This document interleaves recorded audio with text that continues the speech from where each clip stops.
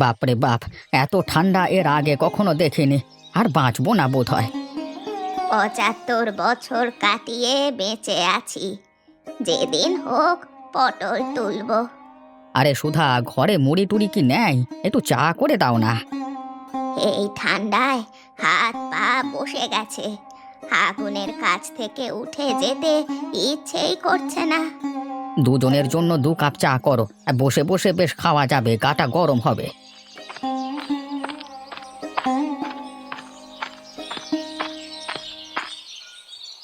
আফরিন বেটি, কোথায় যাবে সাত সকালে?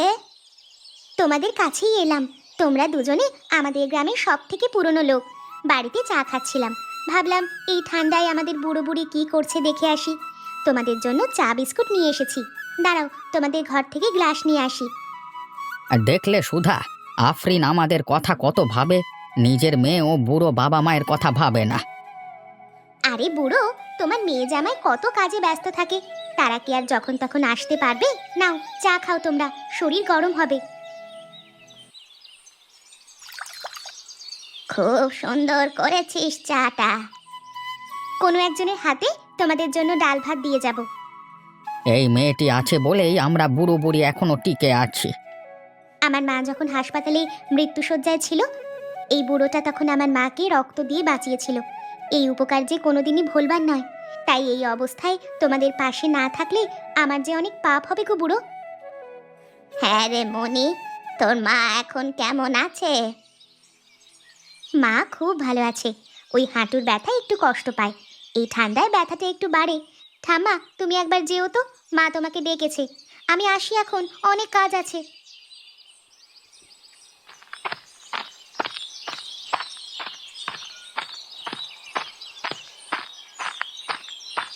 দাদু, তুমি একটু তাড়াতাড়ি হাঁটো, আমার স্কুলে দেরি হয়ে যাচ্ছে তো।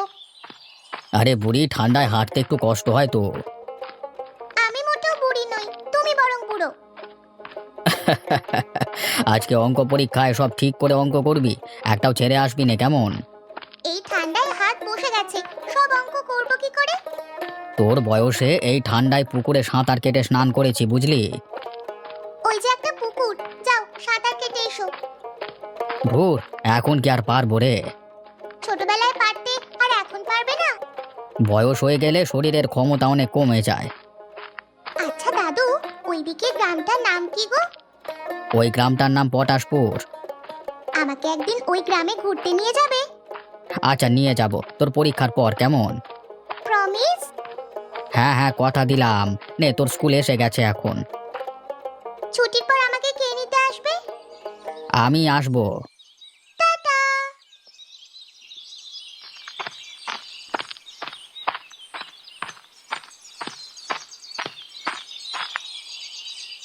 এই শিপ্রা, কি দেখছিস এপাশ ওপাশ? আমি তোকে গেটের কাছে খুঁজছি আর তুই এখানে? চল বাড়ি চল। টিনাদি, আমার দাদু আসেনি? না, তোর মা বলল আমি যেন বাজার থেকে বাড়ি ফেরার পর তোকে বাড়ি নিয়ে যাই। টিনাদি, পটাশপুর গ্রামে যাবে? কেন রে? তুমি কখনো গেছো ওই গ্রামে? হ্যাঁ, 2 একবার গিয়েছিলাম। চলো, আমাকে নিয়ে যাবে? আমার পরীক্ষা তো শেষ, শুধু পিটি এক্সাম আছে। পরে একদিন যাব, এখন বাড়ি চল। তুমি নিয়ে যাবে? Yes or no? আরে এখন পটাশপুর গেলে বাড়ি ফিরতে যে দেরি হবে, কাকিমা অনেক বকাবকি করবে। মাকে ফোন করে বলো আমরা একটু ঘুরতে যাচ্ছি, ফিরতে দেরি হবে। আচ্ছা, আমার কি কলেজ নেই? উহ, একদিন কলেজ না গেলে কি হবে? বয়ফ্রেন্ড রাগ করবে বুঝি? একটা ঠাস করে দেব তোমাকে। আমার কোনো বয়ফ্রেন্ড টয়ফ্রেন্ড নেই, বুঝলি? বয়ফ্রেন্ড মানে খেলনা বন্ধু? খুব ফাজিল হয়েছিস। প্লিজ প্লিজ টিনাদি, চলো না গো যাই, গ্রামটা একটু ঘুরে আসি। তুই না বড্ড জেদি, তোকে যে তোর মা বাবা কি করে সামলায় বাড়িতে? আমি তো মাকেই সামলাই।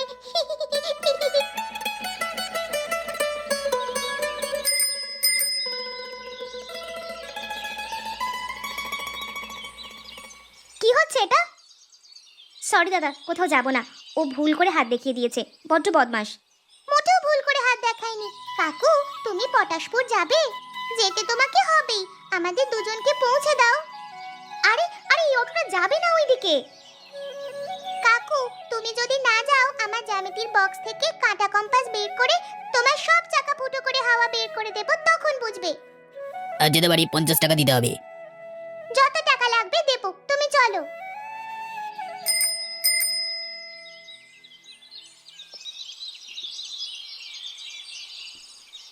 শিপ্রা, আমার কাছে মাত্র 20 টাকা আছে, অনলাইন করে দাও। কি সুন্দর ছোট ছোট ঘর, কি দারুণ। বলছি দাদা, আমার কাছে না 50 টাকা নেই, অনলাইন পেমেন্ট হবে তো? হ্যাঁ হবে। দাদা হয়ে গেছে। কি বদমাস মেয়ে রে বাবা, বলে আমার চাকা ফুটো করে দেবে। আমাদের সোয়েটার টুপি নেই। কাকিমা, টিনা বলছি। আমি শিপ্রা একটা জায়গায় ঘুরতে এসেছি, যেতে একটু দেরি হবে। কাকিমা, তুমি আমার মাকে একটু বলে দিও, না হলে চিন্তা করবে আর বলবে আমি আজ কলেজ যাব না। আচ্ছা ঠিক আছে, শিপ্রাকে জল খাইয়ে দিস টিনা। আচ্ছা ঠিক আছে, রাখছি।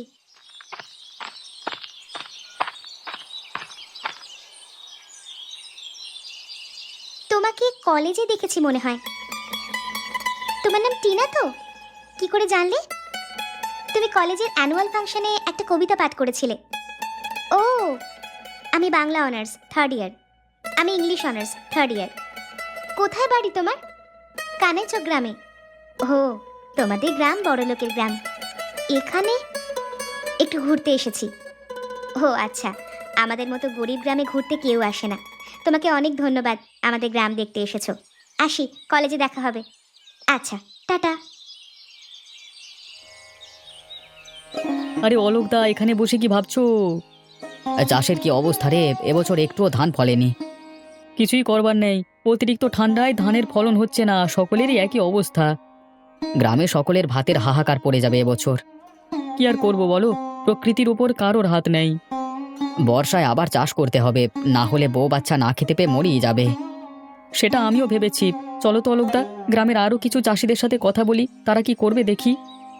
তাই চল, কিছু না কিছু করলে সারা বছর খাবার পাবে না কেউ। মা, আমি একটু বিল্টুর বাড়িতে যাচ্ছি, পরে খাবো, আমি আসছি।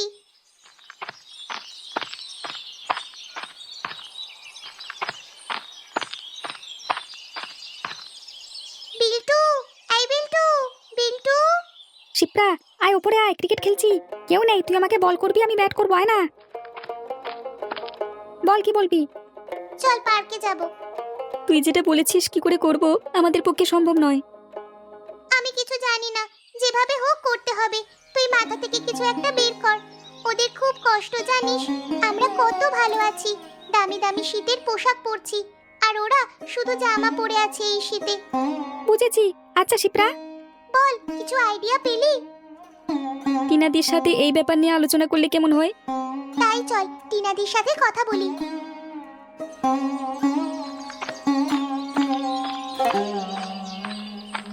টিনাদি, ডাকো তুমি। আমি স্যারকে ডাকছি। বিল্টু, তুই লিস্ট বের কর। ঠিক আছে। স্যার, অমলেশ স্যার, স্যার বাড়ি আছেন?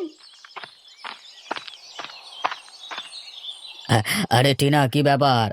স্যার, আমি একটা জনকল্যাণমুখী কাজের জন্য আপনার কাছে সাহায্যের জন্য এসেছি।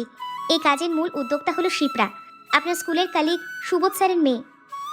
ও আচ্ছা আচ্ছা, তোর কথা অনেক শুনেছি, তুই না ভীষণ জেদি। আমাকে আর ছুটির দিনে খেলতেই দিল না শিপ্রা। আমার ব্যাট ফেলে দিয়ে আমাকে জোর করে ডেকে নিয়ে এসেছে, আর স্যার যদি না আসতাম আমার দফা রফা শেষ। জানেন স্যার, ওই প্রতাপপুর গ্রামের মানুষজন খুব কষ্টে আছে। এই শীতে তাদের গরম পোশাক নেই, তাই আমরা ওদের সকলকে সোয়েটার, কম্বল, টুপি দিতে চাই। তাই আপনাদের সাহায্য চাই স্যার। কংগ্রাচুলেশনস, এ তো খুব বড় উদ্যোগ। এখানে শিপটাকে স্যালুট না করলে ছোট করা হবে। এই শোন শোন টিনা, আমি 10,000 টাকার শীতের পোশাক দেবো, আর আমার স্কুলের সকল টিচারদের বলবো। হ্যাঁ, কালকে তোরা 3জন স্কুলে আসবি 11টায়, কেমন? আমার বাবা বলেছে 10টা সোয়েটার দেবে। আমি বাবার কাছ থেকে 20টা সোয়েটার নেব বলে দিয়েছি, বাবা দেবে বলেছে। আমার মা বলেছে 5টা নতুন কম্বল দেবে। আরে বাহ, দেখ তো, এই জনহিতকর কাজে সবাই কম বেশি সাহায্যের হাত বাড়িয়ে দেবে। ঠিক আছে, আজকে সন্ধ্যায় আমার কাছ থেকে সোয়েটার নিয়ে যাস, আমি বাজার থেকে কিনে রাখবো, আর লিস্ট ধরে কালেকশন করতে থাক, কেমন? অনেক ধন্যবাদ স্যার। আমরা আসি, কেমন? তোমাদের এই কাজটাকে সাধুবাদ জানাই। সত্যি আমাদের গ্রামের মানুষগুলো খুব অসহায়। শিপ্রার মতো একটা ছোট মেয়ে, সে আমাদের গ্রামের মানুষদের দেখে এভাবে ইমোশনাল হয়ে যাবে ভাবাই যায় না। কালকের প্রোগ্রামে তোমাকে সঙ্গে থেকে সব করতে হবে। আমাদের মোট কালেকশন হয়েছে 425টা গরম পোশাক। আমরা 3টে অটো করে পৌঁছে যাব সকাল সকাল। আচ্ছা ঠিক আছে, খুব আনন্দ হবে কাল, সবাই খুব খুশি হবে। তুমি শুধু তোমাদের গ্রামের ফাঁকা মাঠে সকলকে আমন্ত্রণ জানিয়ে দেবে। আজ কলেজ থেকে গিয়েই সকলকে বলে দেব। তাহলে আজ চলি, সব ব্যবস্থা করতে হবে। ওকে, টাটা। আরে দাদু, তুমি কি নিয়ে এসেছো? আমি প্রতাপপুর গ্রামে যাব আজকে তোদের সাথে। সত্যি খুব ভালো হবে। আমার পেনশন থেকে টাকা তুলে আমি 5টা সোয়েটার কিনেছি। ওখানে আমার এক বন্ধু জীবন থাকে, একই সাথে প্রাইমারি স্কুলে পড়তাম। তারপর ও অভাবের জন্য পড়াশোনা করলো না, বড্ড অসহায়। সুযোগ পেয়েছি একবার দেখা করে আসি।